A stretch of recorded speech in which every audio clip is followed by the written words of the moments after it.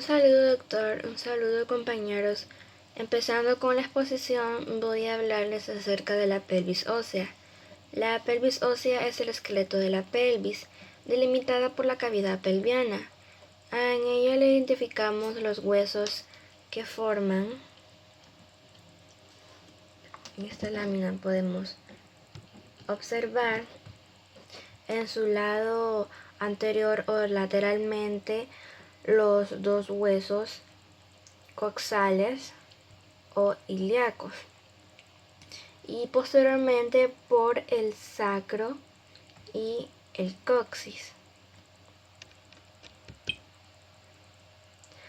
Podemos observar que el hueso coxal es un hueso irregular que está formado por tres elementos: por el ilion, el isquion y el pubis, los cuales al nacimiento están conectados por un cartílago en la zona del acetábulo, fusionándose así en un solo hueso entre los 16 y 18 años.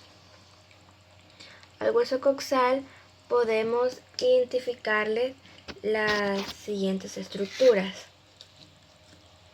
Podemos observar aquí la línea intermedia, el tubérculo y el labio externo, divisiones de la cresta ilíaca.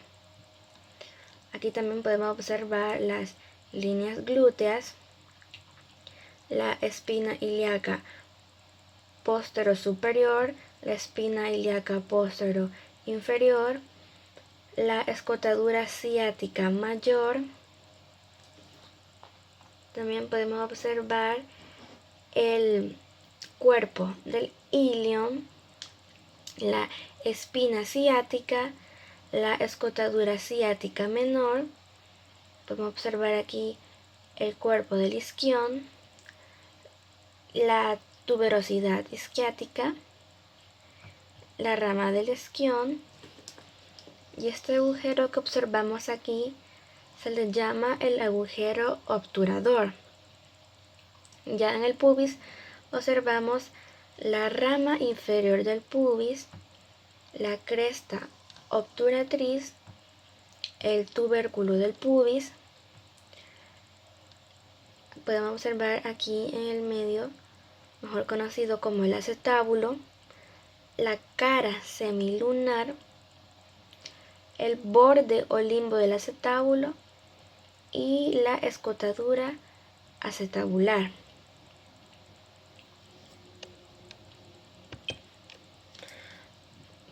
Podemos observar en esta lámina de que al hueso coxal también se le puede identificar. Podemos observar aquí el acetábulo lateralmente inferior a este agujero obturador. Podemos observar aquí el agujero obturador que está cerrado por una membrana de tejido conjuntivo, que es la membrana obturatriz, que deja en su parte superior un pequeño conducto obturador que proporciona una vía de comunicación entre la extremidad inferior y la cavidad pélvica. También podemos observar en el borde posterior a la escotadura ciática mayor y a la escotadura ciática menor, que es separadas por la espina ciática.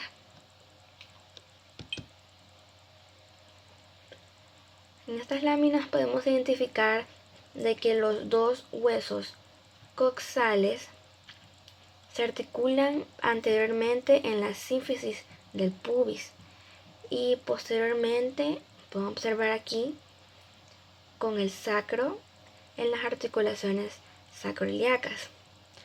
Podemos observar sobre que el sacro se articula en su parte superior de la quinta vértebra lumbar, en la articulación lumbrosacra e inferiormente en el coxis. Vamos a resolver el primer investigue, que dice así: investigue la clasificación de las articulaciones de la pelvis y los ligamentos que la refuerzan. Entre las articulaciones de la pelvis tenemos la articulación sacroiliaca, la articulación sacrocoxígea y el sínfisis del pubis.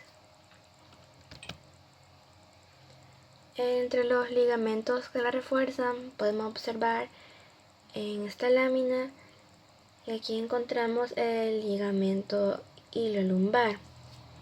Aquí encontramos los ligamentos supraespinoso, los ligamentos sacroiliacos posteriores, el ligamento supraespinoso y aquí abajito el ligamento sacrotuberoso.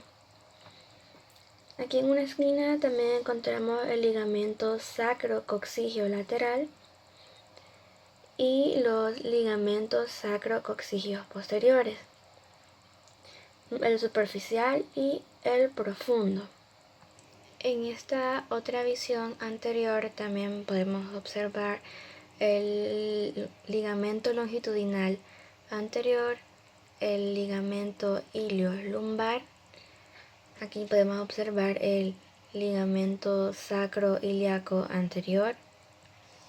Aquí también podemos observar el ligamento sacrotuberoso, el ligamento sacroespinoso y los ligamentos sacrococcigios anteriores. Podemos observar que la pelvis presenta una forma irregular. Tiene dos partes principales separadas por una línea oblicua llamada línea arqueada, que está en la superficie del hueso coxal. Lo que queda por encima de esta línea constituye a la pelvis mayor o pelvis falsa. Como pueden ver aquí, identificar la pelvis mayor o pelvis falsa, y esta pertenece a la cavidad abdominal, la cual está limitada entre las fosas ilíacas y las líneas terminales. Lo que queda por debajo de ella constituye la pared lateral de la pelvis menor o verdadera. La pelvis menor o verdadera tiene una forma cilíndrica y se relaciona con las partes inferiores de los coxales, de los huesos coxales, el sacro, podemos ver acá, y el coxis. También se le describe una abertura superior o estrecho superior de la pelvis y una entrada inferior o estrecho pélvico inferior, que estos son los límites de la cavidad pélvica, la cual está separada del perineo por el diafragma pélvico. La cavidad pélvica queda por debajo del plano de la cobertura de la pelvis. Este es un plano oblicuo con una angulación de 48 grados con respecto al plano horizontal. Este plano coincide con la línea que une el promontorio del sacro, como pueden ver aquí, un promontorio del sacro, con el borde superior de la sínfisis del pubis. La abertura superior de la pelvis es la comunicación circular que existe entre las cavidades abdominal y pélvica, a través de la cual las estructuras circulan entre el abdomen y la cavidad pélvica. Podemos identificar en esta imagen sus límites. En su parte posterior podemos ver el promontorio y a las alas del sacro. En su parte lateral podemos ver las líneas innominadas o arqueadas del ilio, que se encuentran en esta zona, y en la parte anterior la línea pectínea, podemos identificarla por aquí, y la cresta púbica y el borde superior de la sínfisis púbica. Cada línea terminal comprende todas las estructuras anteriores, excepto la sínfisis del pubis. Podemos observar cómo la pelvis verdadera es la parte más inferior y posterior de la cavidad abdominopélvica. La bordean anterior y anteriormente las caras internas de los huesos coxales. podemos observar acá, cubiertas por el músculo obturador interno y su fascia y posteriormente la cara anterior del sacro, también cubierta por fascia y por el origen músculo piramidal. Lateralmente tiene 3 regiones o 3 aberturas, en la cual pasan varias estructuras entre la cavidad pélvica y otras regiones.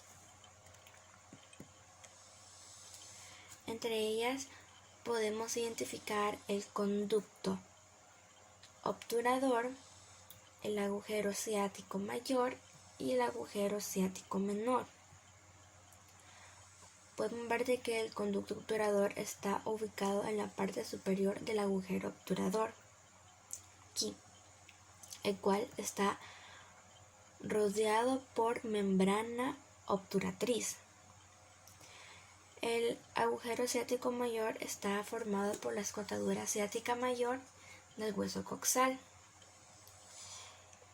y pasa sobre él en los ligamentos sacrotuberoso, sacroespinoso y la espina ciática.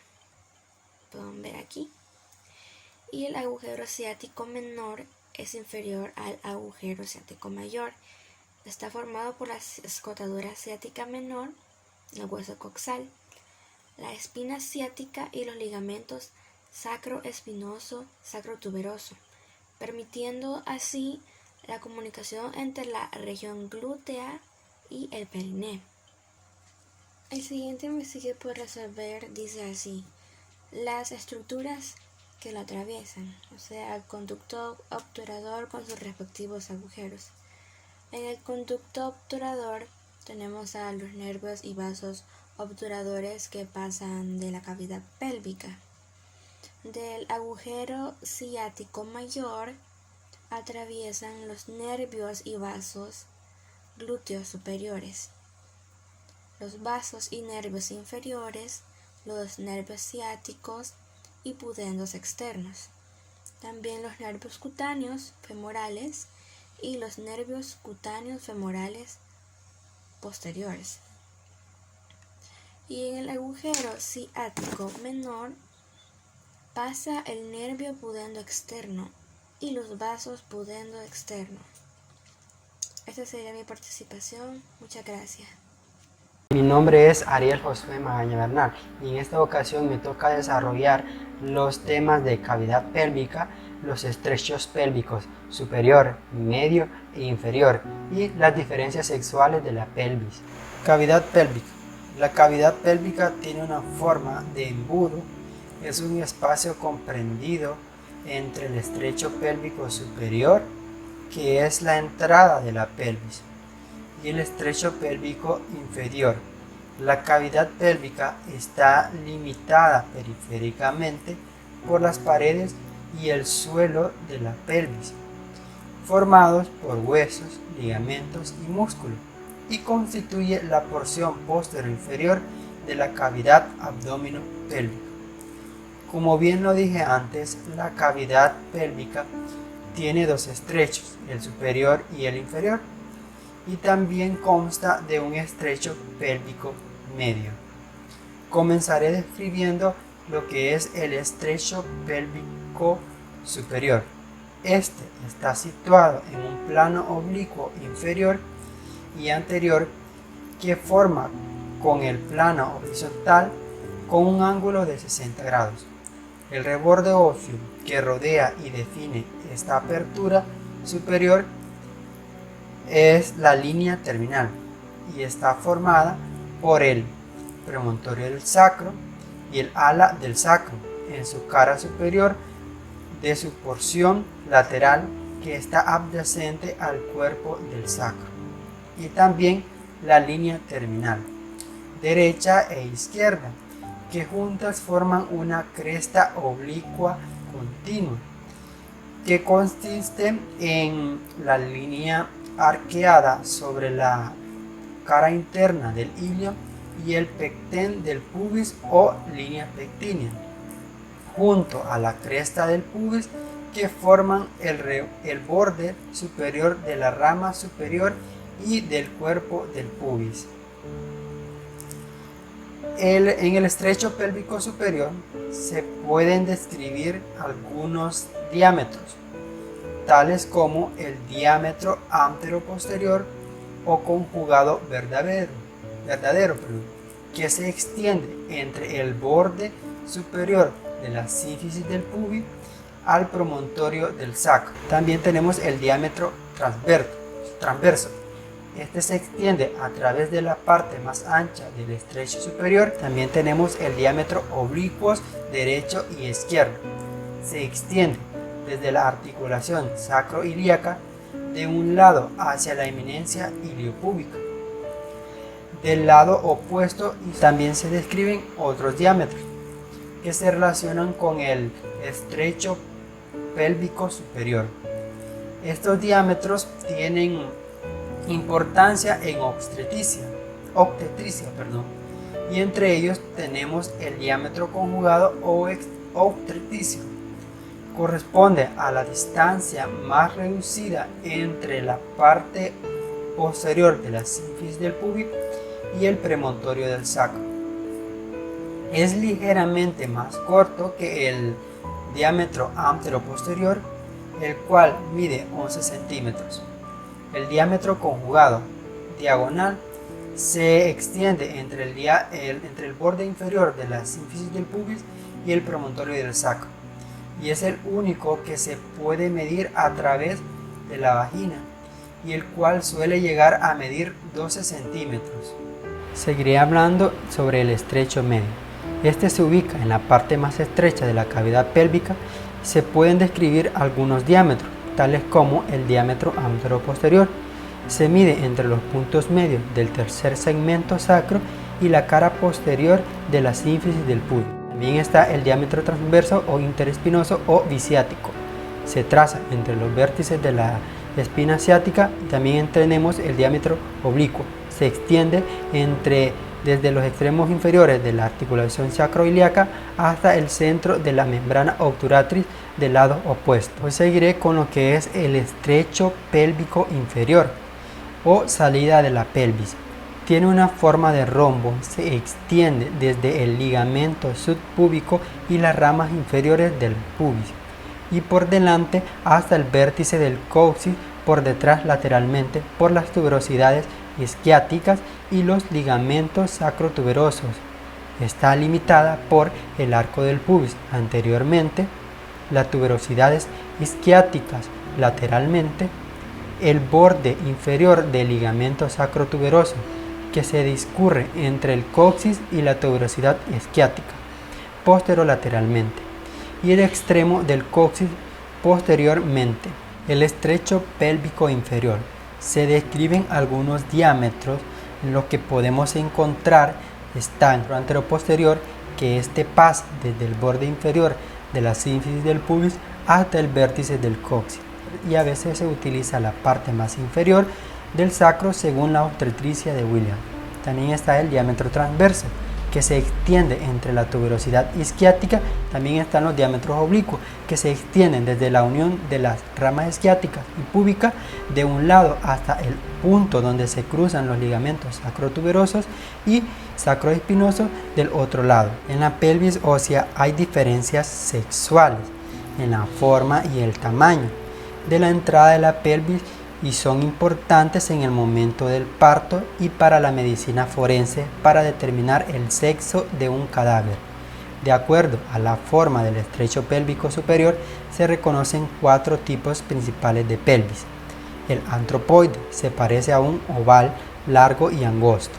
También está la ginecoide, es el tipo femenino normal y su apertura es estrecha superior. Presenta típicamente una forma redondeada oval y un diámetro transverso ancho. También está la platipeloide. Es un ovoide con un eje longitudinal transverso más amplio. La androide tiene una forma de corazón de naipe.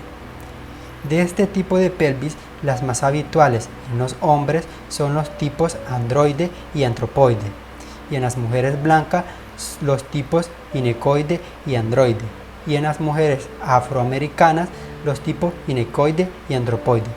El tipo platypeloide es infrecuente en los ambos sexos. Desarrollaré lo que es un investigue, que trata de las diferencias entre la pelvis femenina y masculina con relación a las siguientes características.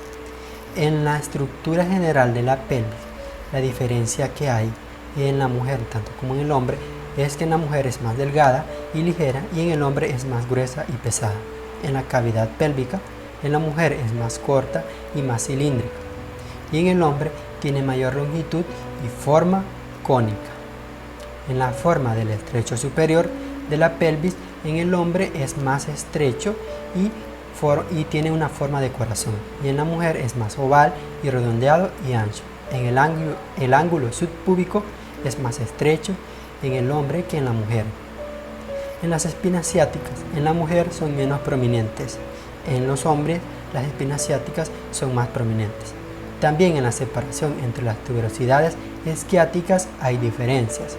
En la mujer es más bajo, con una base más abierta, y en los hombres es más estrecho en la base y con una altura de la bóveda más marcada. Gracias por su atención prestada. Continuando con el laboratorio, desarrollaré las formaciones en el peritoneo, en la pelvis masculina y femenina, y también les hablaré del recto. Iniciamos con las formaciones peritoneales en el sexo masculino, reconociendo el piso de la pelvis que comprende las estructuras que dan apoyo a las vísceras abdominales y pélvicas.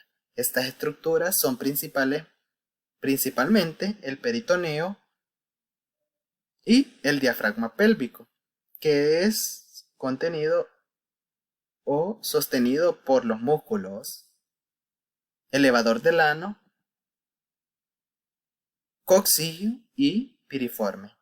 El peritoneo alcanza su nivel más inferior, donde se refleja en la parte anterior del recto hasta la vejiga urinaria en el hombre, formando el fondo del saco recto vesical, que se observa en esta parte de la imagen o en esta parte.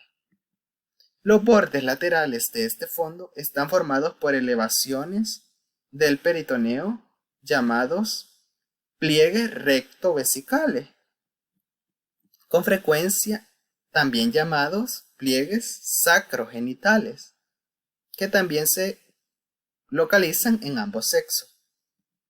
En ambos lados, entre el recto y la pared pélvica posterior, se encuentran recubiertos por peritoneo y se localizan la fosa pararectales, que se identifican en esta parte.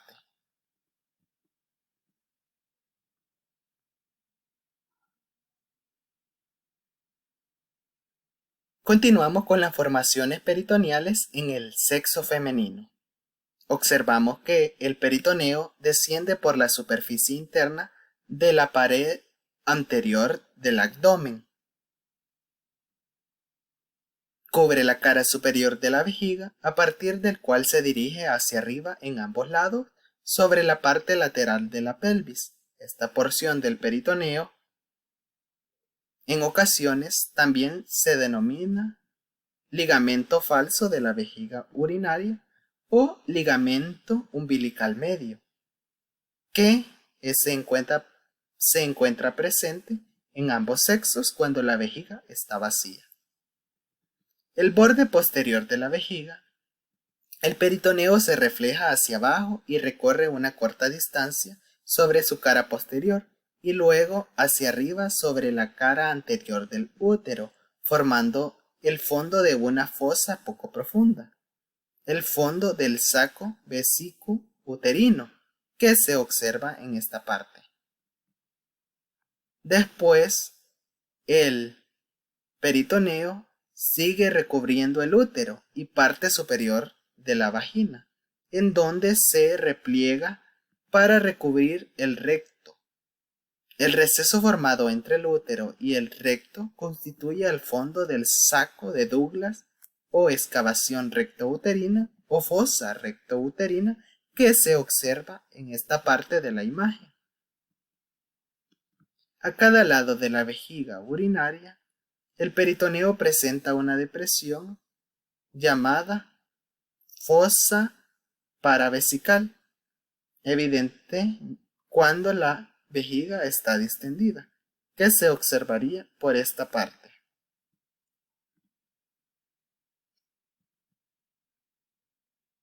Y finalizamos con el recto, que es la porción del intestino grueso que se encuentra entre el colon sigmoideo y el conducto anal, que se observa aquí. Inicia a nivel de la S3 en la unión del recto sigmoideo. El recto está desprovisto por completo de peritoneo, ya que se encuentra por abajo de la parte más inferior del fondo del saco recto vesical en el hombre, y en la mujer se encuentra por abajo de la porción más inferior del fondo del saco recto uterino. El recto en el hombre o en la mujer mide alrededor de 12 a 15 centímetros de largo. Es más angosto en su unión con el colon sigmoide. Y su parte más ancha es la ampolla rectal que observamos aquí. Esta se localiza por arriba del diafragma pélvico y puede distender considerablemente cuando el recto está vacío. Sus paredes anterior y posterior están en contacto.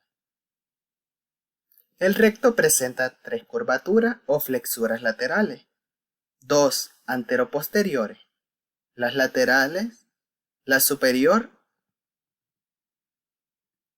y la inferior hacia la derecha y la media hacia la izquierda. Las anteroposteriores son la curvatura sacra, que sigue las curvaturas del sacro y el coxis, y la curvatura perineal, que se localiza entre la unión del recto y el conducto anal. La unión recto-anal está a nivel del diafragma pélvico, por fuera.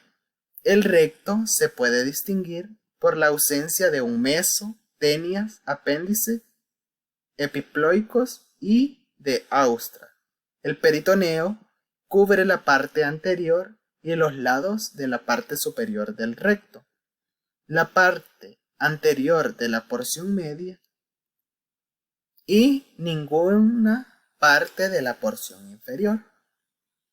El interior del recto se identifican los pliegues rectales transversales o pliegues semilunares transversos o válvulas de Houston.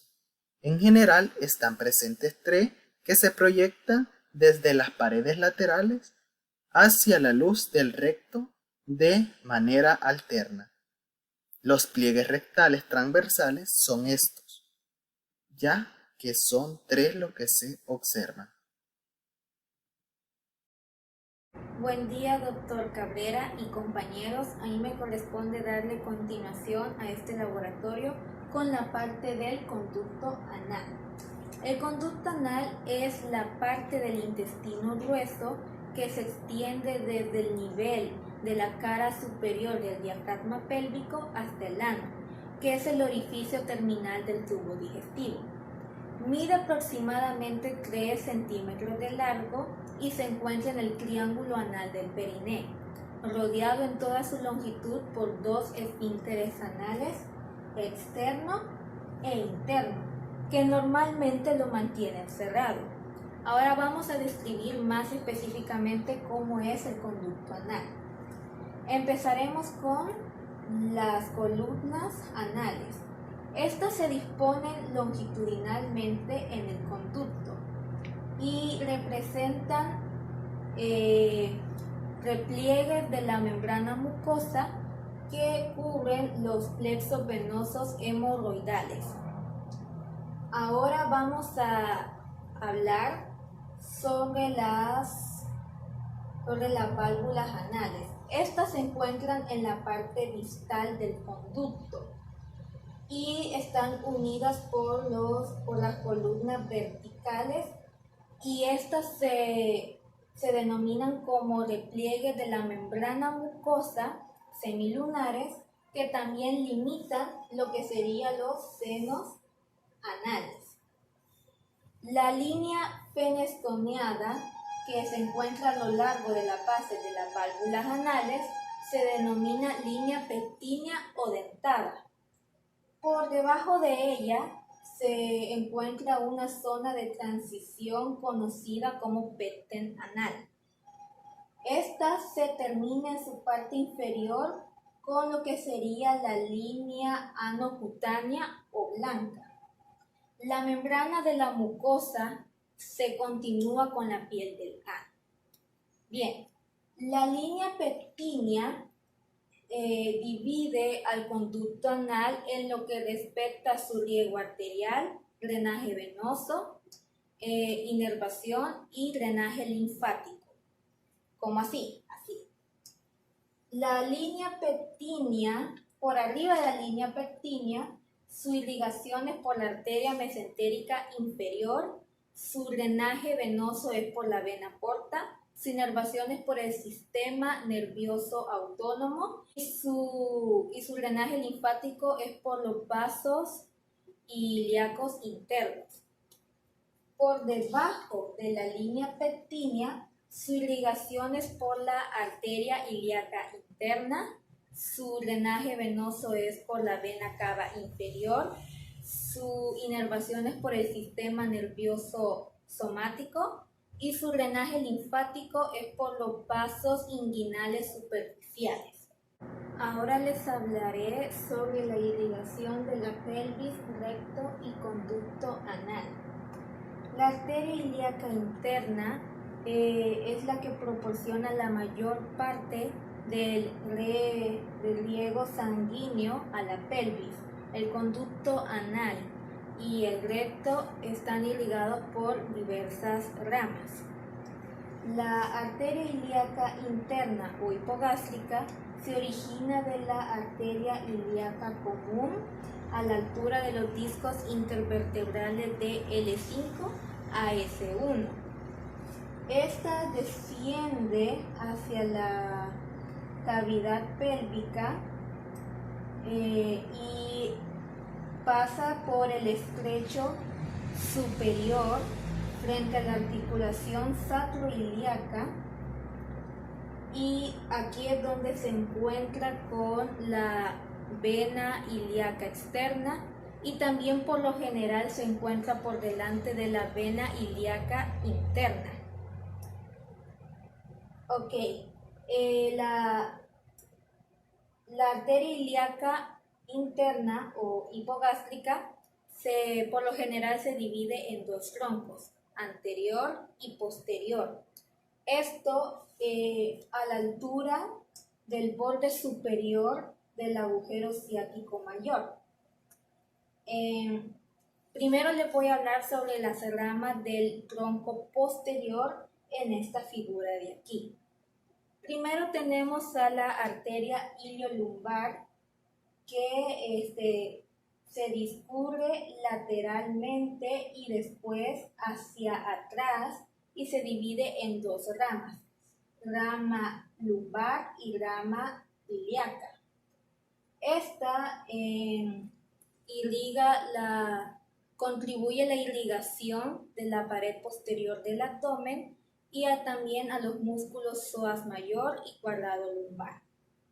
Luego tenemos a la arteria sacral lateral que discurre medialmente y en sentido inferior a lo largo de la pared posterior de la pelvis.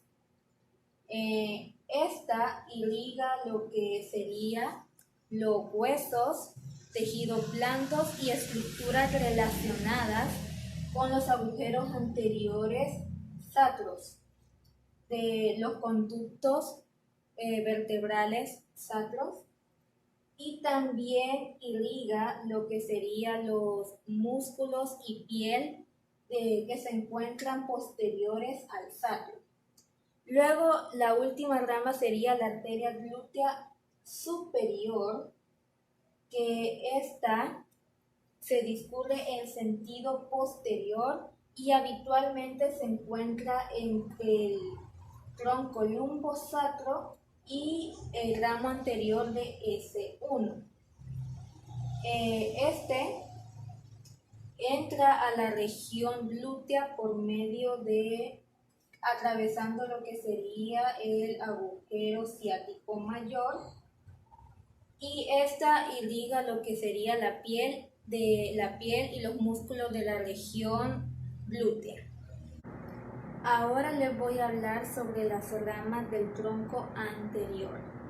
Primero tenemos a la arteria vesical superior, que discurre medialmente y en sentido inferior para irrigar la cara superior de la vejiga y las porciones distales del uréter. Luego tendríamos la arteria umbilical, que es la primera rama de este tronco, que ésta abandona la cavidad pélvica y asciende a la cara interna de la pared abdominal anterior para llegar al ombligo. Luego tendríamos la arteria vesical inferior, que ésta origina ramas para la vejiga, uréter, vesícula seminal y próstata en el hombre. Luego tendríamos la arteria rectal media, que ésta discurre medialmente para irrigar al recto. Entre estas también tendríamos a la arteria uterina, que esta no se encuentra en esta figura, pero por aquí se la voy a dejar. Esta discurre medialmente y cruza al uréter.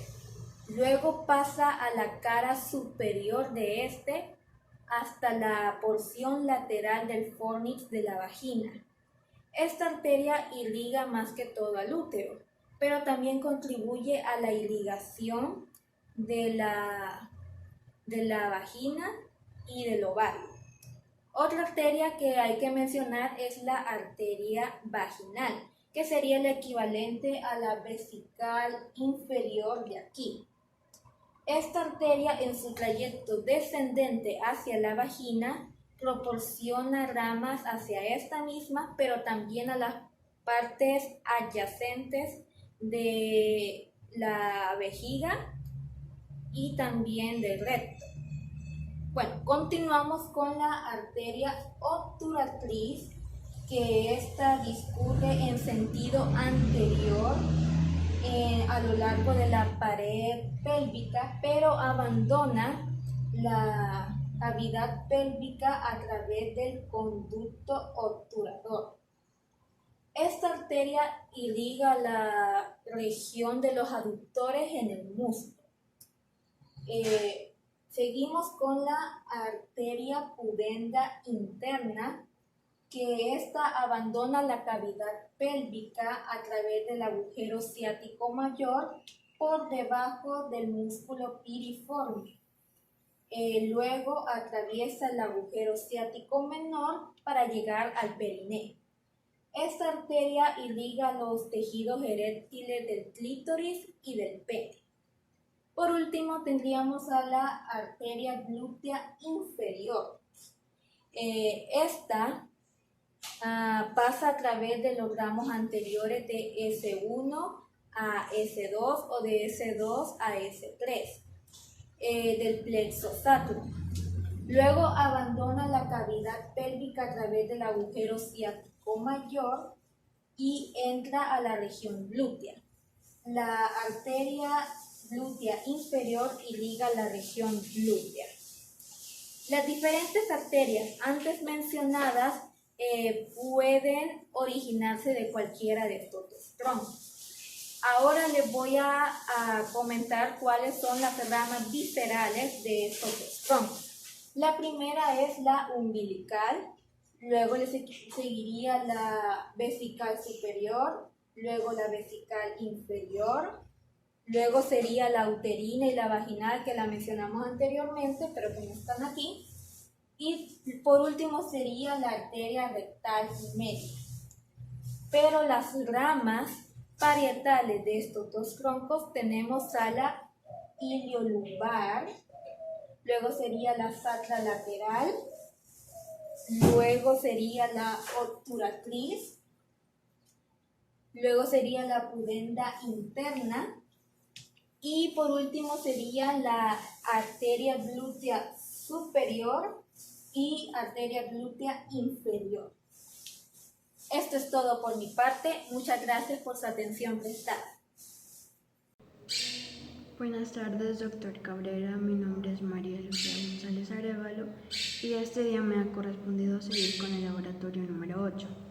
Continuaré con la irrigación del recto y el conducto anal. Tanto el recto como el conducto anal están irrigados por las mismas arterias. En este caso son 4. La primera, como podemos observar, esta de aquí es la arteria rectal superior. Es una continuación de esta arteria que es la arteria mesentérica inferior y aquí podemos observar que cruza los vasos ilíacos comunes izquierdos, desciende por la pelvis a través de estas láminas del mesocolon sigmoideo hasta distribuir la sangre en la parte superior de lo que es el recto. Ahora tenemos la arteria rectal media. Es una división anterior de la arteria ilíaca interna, es esta, y desciende por la pelvis hasta la porción inferior del recto, que está sobre estos músculos, que son los músculos elevadores del ano, y también distribuye su sangre en este nivel, es decir, en la parte inferior del recto. Y tenemos lo que es la arteria rectal inferior. Aquí podemos observar que nace de esta arteria, que es la arteria pudenda interna, y cruza lo que son las paredes del conducto pudendo y comienza a dividirse en 3 ramas que van a terminar en los músculos elevadores del ano y en el esfínter externo del ano. Al igual distribuye la sangre en los músculos de la región anal y en el esfínter externo del ano, que es este de aquí. Y de último tenemos a la arteria sacra media. Podemos observar que esta proviene de lo que es la aorta abdominal, proviene de la cara posterior de la aorta abdominal y baja o desciende a nivel del lumbar 4 y lumbar 5, del sacro y del cóccix, y distribuye su sangre en lo que es las vértebras lumbares inferiores, el sacro, el cóccix y, claro, el recto. Y tenemos lo que es el drenaje de la pelvis. Bien, los diversos plexos de la pelvis menor, tanto como aquí podemos encontrar el plexo prostático, el plexo vesical, el plexo uterino y el plexo vaginal. Bien, todos estos plexos se unen para drenar a las tributarias de las venas ilíacas internas. Tenemos lo que son las venas iliolumbares. Estas provienen de las fosas ilíacas de la pelvis mayor y drenan en las venas ilíacas comunes o primitivas. Bien, podemos observar aquí a las venas ilíacas internas que se forman superiormente al foramen isquiático mayor. Esta vena se une con la vena ilíaca externa, que sería esta, para formar lo que es la vena ilíaca primitiva o común, que se une con la otra vena ilíaca primitiva común para formar esto que es la vena cava inferior. Bien, la arteria ilíaca interna recibe de las venas parietales y de las venas viscerales. De las venas parietales tenemos a estas venas que no podemos observarlas aquí, pero que sabemos que se acompañan a lo que son las arterias glúteas superiores. Estas son las que dan mayor tributaria a las venas ilíacas internas, excepto durante el embarazo, cuando las venas uterinas son mayores. También tenemos a las venas obturatrices, que están aquí, las venas iliolumbares, las venas sacras y las venas pudendas internas, que esas se originan en la pared posterolateral de este plexo, que es el plexo prostático. Y también tenemos los que son las venas viscerales. Tenemos a las vesicales inferiores y posteriores, que son estas, a las rectales medias, que sean aquí, las uterinas, y estas que son las vaginales. Bien, todas estas venas viscerales son amplias y voluminosas por arriba de los músculos elevadores del ano, y son las que proporcionan el drenaje en el fondo de la pelvis. Seguiremos con el drenaje del recto y del conducto anal. Bien, aquí podemos observar a esta vena, que es la vena mesentérica inferior, y esta es la que drena en la vena rectal superior, y aquí hay una bifurcación y una se va por el lado izquierdo y la otra por el lado derecho. Bien. A través de la vena ilíaca interna se da lo que es el drenaje de la vena rectal media. La vena ilíaca interna llega a lo que son las venas ilíacas comunes y posteriormente llega a la vena cava inferior, que es esta de aquí. Ahora, a este nivel existen anastomosis en los que son el plexo interno y el plexo externo. Y pueden causar, las varices, que pertenecen a las venas rectales o hemorroidales superiores, se conocen como hemorroides internas, y a las varices de las venas hemorroidales inferiores se conocen como hemorroides externas.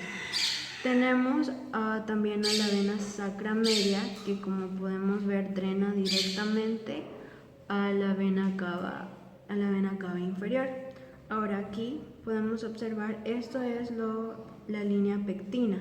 Bien, las venas rectales inferiores son las que desembocan en la vena ilíaca interna, que es esta, para poder llegar a la vena cava inferior, lo que significa que pertenecen al sistema venoso general. Por otra parte, tenemos a la vena rectal superior. Como podemos observar en esta lámina, la vena rectal superior drena en la vena mesentérica inferior, la cual a este nivel se une con esta vena, que es la vena esplácnica, y esta vena mesentérica superior para formar la vena hepática porta. Esto nos quiere decir que las venas rectales o hemorroidales superiores son las que drenan en el sistema venoso porta. Seguiremos con la inervación de la pelvis. Dice, las estructuras pélvicas están inervadas fundamentalmente por los nervios espinales sacros, coccigeos y por la porción pélvica del sistema nervioso autónomo. Bien, tenemos que la inervación autónoma de la cavidad pélvica se realiza por 4 vías. Tenemos a la primera, que es esta, los troncos simpáticos sacros. Podemos ver en esta imagen que en la línea terminal, que es aquí o justo superior a ella, en la parte descendente del ramo anterior del nervio lumbar 4, es decir, esta de aquí, se une con el ramo anterior del lumbar 5, que se encuentra aquí, para poder formar un grueso tronco lumbosacro, que están a ambos lados y tienen un aspecto de cordón. Y tenemos también lo que es la cadena simpática. En esta lámina podemos encontrar a la cadena simpática, que está adosada a lo que es el sacro, en la cara interna del sacro, exactamente en esta curvatura. Y llegamos a lo que es el plexo sacro. El plexo sacro tiene 2 nervios principales, que es el nervio isquiático o el nervio ciático y el nervio pudendo. Bien, aquí podemos observar el nervio ciático. El nervio ciático es este de aquí y está formado por la división posterior, que es en color amarillo, y la división anterior, que es la de color verde. Observamos que el nervio ciático está formado por los ramos de los nervios lumbar 4 hacia abajo, el lumbar 5, el sacro 1 hacia abajo, el sacro 2 y el sacro 3. Pero este nervio ciático dentro tiene otros dos nervios, que es el nervio tibial y el nervio peroneo común. Tanto el nervio tibial como el nervio peroneo común también pertenecen o provienen de lo que es el lumbar 4, el lumbar 5, el sacro 1 hasta lo que es el sacro 3. El siguiente nervio importante en este caso es el nervio pudendo, que también pertenece a la división anterior. Proviene del sacro 2 hacia abajo aquí, el sacro 3 y este de aquí que es el sacro 4. A este nivel podemos observar que el sacro 4 se une con el sacro 5 y el sacro 5 con el nervio coxígeo para formar lo que se conoce como el plexo coxígeo. Y aquí podemos observar este pequeño nervio que se conoce como el nervio anocoxígeo. Tenemos también lo que son los ramos de la cara posterior y los ramos de la cara anterior. En este caso, los ramos de la cara posterior que están en amarillo, de estos salen otros cuatro nervios. Tenemos el nervio glúteo superior, que proviene del lumbar 4, como podemos observar, el lumbar 5 y lo que es el sacro 1. El nervio glúteo inferior proviene del lumbar 5, hacia aquí, el sacro 1, hacia aquí, y el sacro 2. Y tenemos el nervio del piriforme, que proviene de lo que es el sacro 1 y el sacro 2. Y tenemos el nervio cutáneo femoral posterior, que proviene de lo que es el sacro 1, aquí, el sacro 2, aquí, y el sacro 3. Ahora en la cara anterior, en esta parte de aquí tenemos el nervio cuadrado femoral, que proviene del lumbar 4 hacia abajo, el lumbar 5 y el sacro 1. Y también el nervio obturador interno, que proviene del lumbar 5 hacia abajo, el sacro 1 y el sacro 3, el sacro 2. Y aquí es donde entran los nervios esplénicos pélvicos, que cabe mencionar que no pertenecen al plexo sacro, pero que nacen, como podemos observar aquí, de las raíces anteriores del sacro 2, del sacro 3 y del sacro 4, de estos tres sacros. Y estos son los encargados de suministrar inervación parasimpática y visceral a lo que es las cavidades abdominal, que comienza desde la parte inferior del diafragma hasta la parte superior del diafragma pélvico, que pertenece a lo que es la cavidad pélvica. Y estos transmiten la sensación visceral a través de las fibras aferentes viscerales y a través de las fibras parasimpáticas, aferentes. Tenemos el siguiente, que es el plexo hipogástrico inferior. Bien, este plexo es un plexo del sistema nervioso autónomo, que está formado por un conjunto. Estas son las fibras simpáticas, esas de aquí son las fibras parasimpáticas, y esto de negro son las fibras viscerales. Tenemos dos láminas. Una lámina representa lo que son los órganos sexuales del hombre y la otra lámina lo que son los órganos sexuales de la mujer. El plexo hipogástrico inferior en el hombre se encuentra lateral al recto, que es esto, la vesícula seminal, la próstata, y la porción posterior de esto, que es la vejiga urinaria. En esto de aquí podemos encontrar el plexo hipogástrico inferior, lateral al recto, el cuello uterino, el fornix y también de la porción posterior de la vejiga urinaria. Bien, sus componentes simpáticos derivan de esto, que es el plexo hipogástrico superior, a través de estos nervios, que son los nervios hipogástricos, y de estos ganglios simpáticos de la cadena simpática sacra, que estarían más o menos a este nivel. Las fibras motoras y las fibras secretomotoras se unen a las paredes de las vísceras pélvicas. Podemos observar aquí que las extensiones aquí están las extensiones del plexo hipogástrico inferior, envían fibras a lo largo de las arterias y las venas ilíacas, a través de las arterias y venas ilíacas internas, que se adosan a las paredes internas de la pelvis para formar plexos, como es el plexo rectal y el plexo vesical. Y esta ha sido mi participación. Gracias.